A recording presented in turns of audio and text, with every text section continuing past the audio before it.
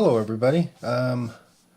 If you've seen my last video on setting up a VLAN, you know we kind of left it hanging a little bit.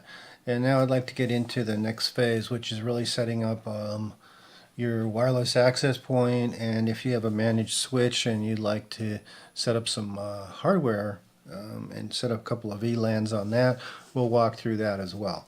I'm going to use both a Unify access point and AC Pro, and I'm going to use a Netgear 8+2 managed switch, which has actually 8 1 gigabit ports and 2 10 gig ports. But they all set up about the same, so if you can, follow along on this one, you can set up probably most of your Netgear switches, and it's very similar to the TP-Link and to a lesser degree the D-Links. So let's get started. The very first thing, I've already logged into my Unify controller, and so this is kind of where we want to start.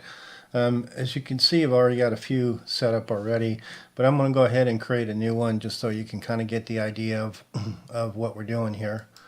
So I'm going to go ahead and click on New Wireless Network, and I'm just going to give it a name here. And I'm going to go ahead and set up a password, and I'm just going to go 1 2 3 4 5 6 just for this experiment. I'm not going to apply guest policies because this is really going to be for IoT. And the next thing I'm going to do is click on Advanced. Now here, all I really need to do is click on Use VLAN, and I'm going to set it up as the same port that I used in my previous video, which was 200. So I'm going to go ahead and put 200 there.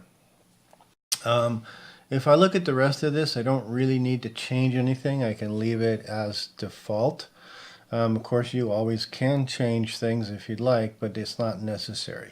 This is all I really need to do to get this wireless network to route through the VLAN that I've created on my Sophos firewall. So I'm going to go ahead and save. I guess I need to put a little bit bigger password in. Let's do a 78. There we have it. So I now have created my wireless network that has it is being routed through the VLAN that I created on my Sophos XG. And that's really all there is to it. Obviously, if you have a different access point, things may be a little different in how they're set up, but this is all it takes to set it up in the Unify. Okay, so now let's get on to the next part. Let's assume you want to actually route some hardware traffic, some IoT, PoE cameras or some other device that you've plugged into your physical network and you want to route that. If you have a managed switch, we can go ahead and do that as well. So I'm going to go ahead and log into my Netgear port, 8 port, and I'm going to go ahead and click over on VLAN, and I'm going to hit on 802.1q, and I now have a choice of basic or advanced. Now I've had mixed results with basic, so I typically don't use it. I'm going to go ahead and click on advanced, and I'm going to go ahead and hit enable. It's going to warn me that it's going to change all my settings, so I'm going to go ahead and say OK. Now the very first thing I'm going to do is click on my VLAN configuration, and here is where I'm going to actually add the 200 network. So I'm going to go ahead and add the 200, click add, and now you can see that the VLAN ID 200 has been assigned to this, even though there are no ports or anything assigned to it. So I'm going to go ahead and next, I'm going to go to VLAN membership.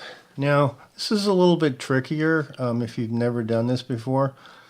It really requires a little bit something a little different than possibly what you might consider logical. So I'm going to go ahead and click on 200, and you notice now that it untags everything on there. So in order to route traffic through my switch, I've obviously I have one of the ports that have been I'm using as my uplink. So in my particular case, it happens to be number 10. So I'm going to go ahead and I need to tag number 10 because that needs to stay active as part of this VLAN. And then I'm going to go ahead and untag the 2 or 3 or however many ports I want to assign to my VLAN. And I'm going to go ahead and hit apply. So now what I've done is I've assigned ports 3 and 4 along with a trunk port to be part of VLAN 200. So now the next thing that's left, and let me just go back here for a second. I picked ports 3 and 4, and that's obviously important to know. So now when I go to port ID, I need to pick 3 and 4 and assign those to 200. So I'm going to go ahead and assign those. So now I've created my VLAN. I've created ports 3 and 4 that anything that's plugged into them will be routed to VLAN 200, ID number 200, which Sophos will then assign the appropriate IP addresses, which obviously will provide the isolation and seclusion you're looking for. So that's basically all there is to creating a VLAN in a Netgear switch. There's very little to it. It's just a few clicks that you need to set up. And again, you just need to understand that it's actually a 3-step process. You need to make sure that you know which ports that you've assigned, so that when you do plug things in, you're going to get a different range of IP addresses. So if things don't communicate, you kind of understand why. I would suggest labeling your ports on the actual switch, because you may not plug something in for a while and may cause some interesting results.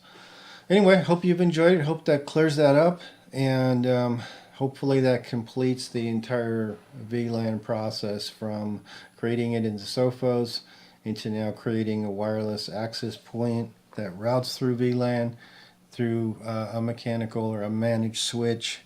Anyway, thank you for listening, and we'll see you on the next video.